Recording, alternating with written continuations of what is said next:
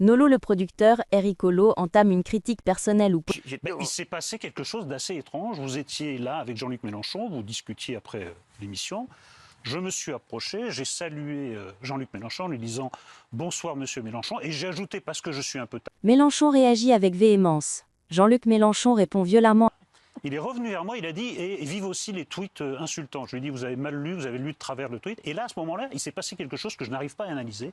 Il s'est approché de moi de manière assez menaçante. Nolo et Mélenchon parlent en même temps, refusant... Je lui ai dit cordialement que dans son interpellation, il avait simplement omis, mais je sais qu'il le sait. Oui, tous Il les avait partis simplement, en sont conscients. mais bien entendu, il avait simplement omis de dire que si nous prenons ces décisions, Le présentateur intervient pour résoudre le différend, ou bien nous le faisons pour protéger la santé des Français.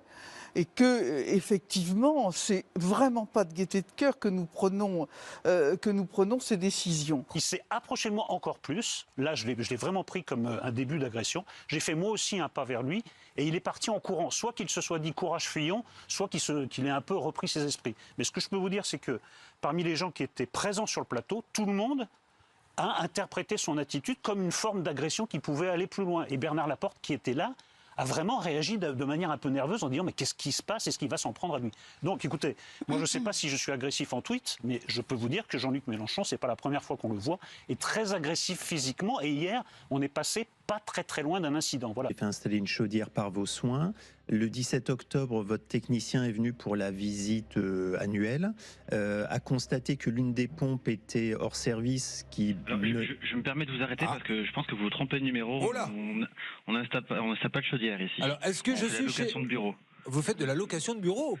À Coulommiers, tout à fait. Dans Oh le là 77. Oh là là là là. Merci monsieur. Heureusement que vous êtes intervenu parce qu'on était en train de s'enliser. Bon, enfin, ceci étant dit, vous ne voulez pas venir réparer une chaudière? Monsieur Nolo a été pendant des années assis à côté de Monsieur Zemmour et ils m'ont invité des dizaines de fois à venir. Et j'ai toujours dit non, parce que je ne supporte plus toute cette violence.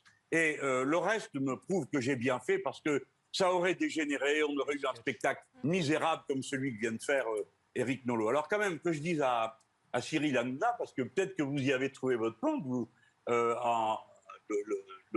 nombre de gens qui ont écouté tout ça.